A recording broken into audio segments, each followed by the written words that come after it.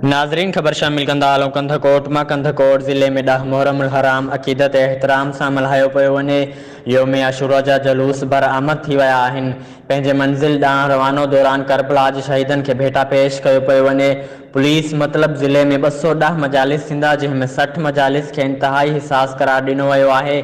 150 खे हिसास करार ॾिनो वियो आहे। मातमी जलूसनि जी सिक्योरिटी खे मॉनिटरिंग करण लाइ ज़िले जो SP, 2 SP, 7 DSP, 3 inspector, 42 SIPs, 185 SI, 303 हेड कांस्टेबल, 2173 पुलिस एहलकार, मजमूई तौर 2770 पुलिस जवान सिक्योरिटी जा फ़राइज़ संभाले रहिया आहिनि ऐं उन्हनि सां गॾु रेंजर्स ऐं स्काउट पुलिस सिक्योरिटी जा फ़राइज़ सरे अंजाम ॾींदा। कंहिं बि नाख़ुशगवार वाक़े खे मुंहुं ॾियण लाइ पाक आर्मी स्टैंड बाय रहंदी।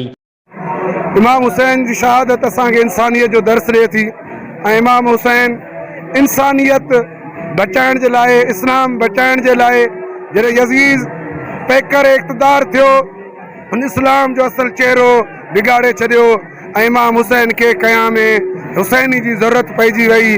अॼु 10 मुहर्रम ते इमाम हुसैन बेगोर कफ़न करबला जे मैदान में शहीद थी चुकियो आहे ऐं उनजी न्याणियुनि खे ऐं उनजे हरम खे क़ैद कयो वेंदो।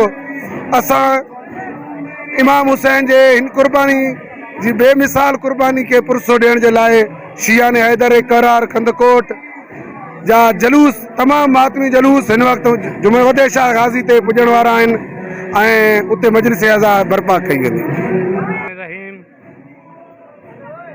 मौला हुसैन जी इंसानियत पूरी दुनिया खे ख़बर आहे त इमाम हुसैन अलैहिस्सलातु वस्सलाम छा जेका करबला आया, छा उनजो मिशन हुयो, छा उनजो मक़सदु हुयो। उहो मक़सदु खणी करबला पहुची पंहिंजो सिर ॾेई इस्लाम खे परवान कयो, इस्लाम खे बचाए पंहिंजे हरमनि खे ॻाल्हि कया कि शहज़ादा अली अकबर जहिड़ा जवान, अब्बास मौला जहिड़ा जवान पंहिंजा कुर्बान करे इस्लाम खे परवान करायो। अॼु हुसैन आहे त इस्लाम आहे, हुसैन न हुजे हा त इस्लाम न हुजे हा।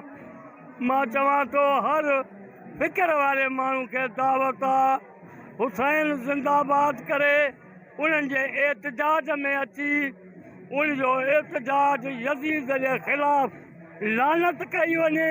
हुसैन ज़िंदाबाद, हुसैन ज़िंदाबाद, हुसैन ज़िंदाबाद।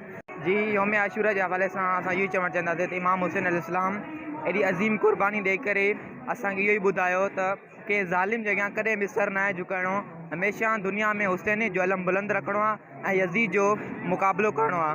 ऐं अॼु दुनिया जा कई यज़ीद आहिनि जंहिंसां अॼु बि असीं विड़ी रहिया आहियूं ऐं इहो इंशाअल्लाह ईअं हुसैनी अमल ते हलंदो रहंदो ऐं इंशाअल्लाह ईअं ई रहंदो। जी माशाअल्लाह इंतहाई ज़बरदस्त जुलूस निकिता, मोमिनीन जी कसीर तादाद हुई, जंहिंमें असीं जाफ़िया स्काउट जा नौजवाननि पंहिंजी ड्यूटी सर अंजाम ॾिनी, जंहिंमें पुलिस रेंजर्स वारनि बि इंतहाई अहसन जेको किरदारु अदा कयो जुलूसनि जे रूट ते। जीअं त योम आशूरा जे मौला हुसैन अलैहिस्सलाम पंहिंजी अज़ीम कुर्बानी ॾेई करे हिन इंसानियत खे इहो सबक़ु ॾिनो आहे त यज़ीद जे अॻियूं कॾहिं बि झुकणो न आहे। जीअं त अॼु जे मुनासिबत सां हर साल जीअं हिन साल बि 150 खां वधीक जेका जलूस पंहिंजे मुक़ररु रास्तनि सां थींदे थींदे वदे शाह ते पहुचंदा। उन खां बाद मजलिस अदा थींदा। मजलिस अदा खां बाद जॾहिं हर कोई पंहिंजे मुक़ररु रास्तनि सां थींदा, हर कोई पंहिंजे रास्तनि ते वेंदा। उनखां बाद जेको आहे शाम जो शाम गरीबा थींदी, उन सां गॾोगॾु रेंजर्स पुलिस ऐं उन सां गॾोगॾु जाफ़ी जवान पंहिंजी ड्यूटी सार अंजाम ॾेई रहिया आहे। जेके आज़ादारी इमाम हुसैन अलैहिस्सलाम सुबुह कढी पंहिंजे रास्तनि ते रवां दवा आहे। तक़रीबन असांजे तालके कंदकोट में 20 खां मथे जलूस आहिनि जेके पंहिंजा मुक़ररु रस्तनि खां थींदे वदे शाह चौक ते जेको आहे गॾु थींदा। हिते इमाम हुसैन अलैहिस्सलाम जी मजलिस अदा थींदी। उन खां बाद जेको आहे त मजलिस अदा ख़त्म थींदे हर को पंहिंजे वापसी जे जॻह ते रूटनि ते रवां दवा थींदा। जैसा कि आप जानते हैं कि आज 10 मुहर्रम हराम का महीना है, इमाम हुसैन अलैहिस्सलाम की शहादत का दिन है। जैसे कि मरकज़ी इमाम बारगाह से जुलूस निकला है, अभी अपने रस्तों से जाता हुआ वदे शाह चौक में आएगा, वहाँ पे मजलिस अज़ा शुरू होगी, फिर अपने ही रास्ते से जुम्मन शाह गाज़ी क्रॉस करके सीधा मरकज़ी इमाम बारगाह में इख्तिताम पजीर होगा। बाकी सब ने हमारे साथ तावन किया है, सब गवर्नमेंट के एहलकार ने, जिसमें से DCO साहब है, SP साहब है, अपना हेल्थ वाले हैं, SDO साहब, सब ने तावन बहुत अच्छा किया है। अस्सलाम। अदादारी जेकी आहे त मौला हुसैन जे करे सबील हलाईंदा आहियूं, अची मोमिन पीअनि था, असांजी दिलि ख़ुशि थींदी आहे ऐं इन जे करे हलाईंदा आहियूं। मुहर्रम उल हराम जे हवाले सां तमाम तर सिक्योरिटी जा इंतज़ाम मुकम्मल कया विया। ज़िले जे तमाम दाख़िली ऐं ख़ारिजी रस्तनि खे मुकम्मल तौर सील कयो वियो। सिंध ऐं बलोचिस्तान जी सरहदी पट्टी ऐं कच्चे जे दाख़िली ऐं ख़ारिजी रस्तनि खे मुकम्मल तौर ते सील कयो वियो।